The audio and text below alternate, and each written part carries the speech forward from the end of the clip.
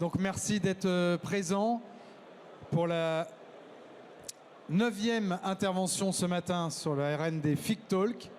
Je rappelle que vous avez la possibilité de revisionner, si vous le souhaitez, les différentes conférences en entrant vos identifiants sur le site du FIC. Et après, vous avez accès normalement aux séries de vidéos. Donc vous pourrez voir ou revoir également la conférence de Guillaume. Voilà, je vous présente Guillaume Djourabchi qui s'occupe de Advance, étude panorama des SOC en France. Retour sur l'étude notamment du Césin avec donc Advance. Bonjour Guillaume. Bonjour, merci beaucoup. Merci à tous d'être là. Donc je me présente rapidement. Moi je suis Guillaume Djourabchi. Je suis le responsable de la stratégie et des offres de nos offres de SOC et de services managés chez Advance. Advance, un MSSP pure player de la cyber qui fait autant de la partie conseil, audit, intégration que la partie service managé. Le but de la présentation ce matin, c'est de vous donner un peu en avant-première les premiers résultats d'une étude qu'on a fait avec le Césin. Donc le Césin, pour ceux qui ne connaissent pas, c'est le club des experts de la sécurité informatique et du numérique, qui est l'un des premiers, peut-être le plus grand club des RSSI en France. Donc en début d'année, on a lancé un questionnaire pour comprendre un peu finalement qui avait des SOC, comment ils étaient organisés, est-ce qu'ils étaient satisfaits, comment ils le manageaient, pour essayer finalement de comprendre un peu... si je me permets le gros mot, quel est le retour d'investissement des SOC et puis finalement, qu'est-ce qui marche, qu'est-ce qui ne marche pas.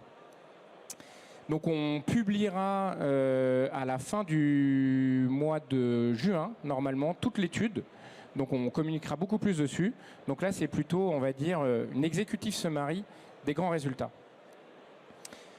Donc concrètement, on a eu 187 répondants, essentiellement des RSSI, provenant de l'ensemble des différents secteurs, industrie, banque, assurance, digital tech, etc. Donc, globalement, d'un point de vue représentativité, on n'a pas un secteur qui sort plus que les autres. Et pareil, en termes finalement de taille d'entreprise, alors on est plutôt essentiellement sur des grandes entreprises, c'est la moitié, parce que c'est à peu près ceux qui sont présents au Césin. Et on a un tiers à peu près de TI et une plus petite représentation des PME. Donc le premier résultat qui en sort, qui n'est pas totalement étonnant, c'est que la grande majorité, à peu près 80%, ont déjà un SOC ou est en cours de déploiement. Vous me direz, c'est à peu près normal quand on est un RSSI et puis qu'on est au Césin, c'est à peu près ce qu'on attendrait. Maintenant, ce qui est intéressant, c'est finalement de regarder ces différents SOC, ces 80%, comment est-ce qu'ils sont organisés et finalement, quel est un peu aussi le niveau de satisfaction qu'il y a derrière. Donc déjà, le premier point, c'est qu'une majorité, à peu près 41%, c'est ce qu'on appelle un SOC hybride. Qu'est-ce que c'est qu'un SOC hybride? C'est qu'une partie, finalement, de la gestion de ce SOC est gérée par un prestataire externe, un MSSP, qui va s'appuyer sur des outils soit du client, soit externes déployés, comme des XDR, des EDR, des SIEM. Généralement, on va dire que ça va être la partie 24/7, niveau 1 qui va être externalisée, et le reste, niveau 2, niveau 3, et remédiation sur incident, qui est internalisé chez le client. Ensuite, on a un tiers, 34%, qui est entièrement externalisé. Entièrement externalisé, encore une fois, c'est un MSSP qui gère sur la base d'outils qu'il manage lui-même l'ensemble de la stratégie de détection, son déploiement et toute une partie de la remédiation. Et après, on a un quart qui est 100% internalisé, c'est-à-dire géré entièrement par des équipes internes du client sans faire appel à un MSSP. Alors, première partie un peu de l'étude, c'est de regarder finalement aujourd'hui ces SOC, qu'est-ce qu'ils couvrent comme partie finalement du SI des entreprises. Et finalement, on voit qu'on a un peu 4 niveaux de maturité. Globalement, aujourd'hui, tous les SOC vont couvrir les éléments clés d'un réseau, ou en tout cas les éléments qui sont perçus comme les plus à risque, ou les plus proches finalement des assets critiques. Donc les AZD, les Active Directory, toute la partie périmétrique, donc c'est là où on va trouver firewall, proxy, qui va générer essentiellement des logs, et la partie endpoint, qui est essentiellement couvert par des EDR. Donc là, c'est classique. Aujourd'hui, on peut dire que c'est globalement déployé. Ensuite, on commence à rentrer dans un niveau déjà où on a moins de la moitié des SOC déployés qui couvrent. C'est toute la partie plutôt réseau et cœur de réseau. Donc dedans, il y a aussi la partie bastion et qui finalement va essentiellement s'appuyer sur des outils de type NDR et qui reste encore finalement sous-exploité. L'EDR reste encore la technologie phare et reine finalement dans les SOC. Or, et notamment nous on le voit dans nos propres SOC, le NDR fournit quand même un niveau de visibilité extrêmement important et on voit aujourd'hui que finalement on est à 47%. Et puis après on rentre dans des niveaux de maturité beaucoup plus faibles. Toute la partie cloud, à peine un tiers, aujourd'hui est très peu couverte. Le niveau de visibilité est relativement faible. Et puis après, tout ce qui va être finalement objets connectés, que ce soit les terminaux mobiles ou que ce soit les environnements industriels, OT, IoT. Et dans les environnements industriels, on ne va pas mettre uniquement les usines de production. On va mettre aussi l'ensemble des éléments de la supply chain, entrepôts, partenaires externes, etc. Donc on voit que voilà, on est à 80% de déploiement des SOC, mais dans un modèle qui reste quand même toujours assez classique.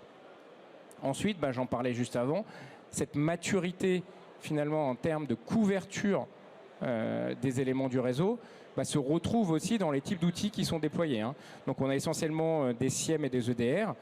Et puis, point important finalement, on a moins de la moitié qui sépare la collecte de données ou la centralisation des logs du SIEM. Généralement, le SIEM fait tout. Et en termes d'agilité finalement pour pouvoir gérer ses propres données, on est à 42%. Mais on voit que c'est quand même la troisième partie. Les scans de vuln, toute la partie vulnérabilité, notamment pour toute la partie enrichissement et contextualisation finalement, on est sur un tiers. Et je vous parlais tout à l'heure des NDR comme un des outils les moins déployés aujourd'hui. Maintenant, ce qui est intéressant, au-delà de la partie finalement déploiement et maturité, c'est quel est l'impact de ces SOC. En quoi finalement ceux qui les déploient, qui vont dépenser plusieurs centaines de milliers d'euros, voire 2 millions d'euros, arrivent à justifier finalement leur intérêt.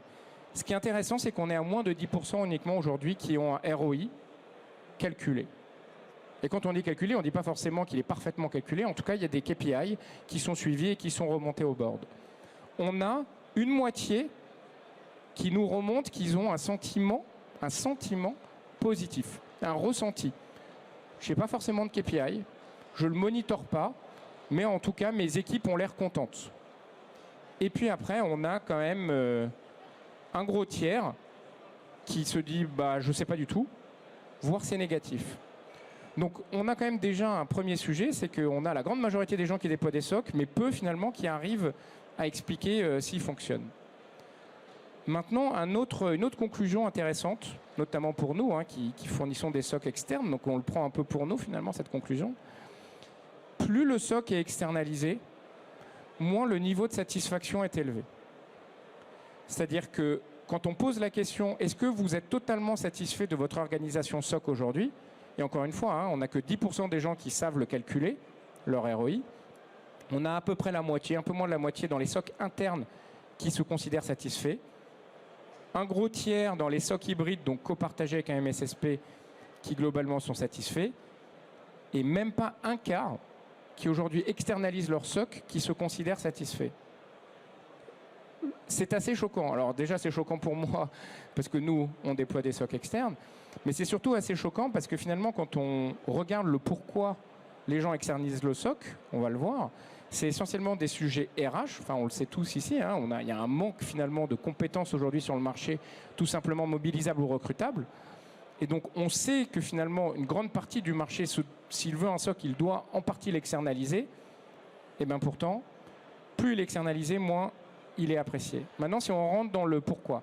Dans les SOC internes, si on regarde les challenges, essentiellement RH, on en parlait, la gestion des astreintes, le recrutement, la fidélisation et la formation.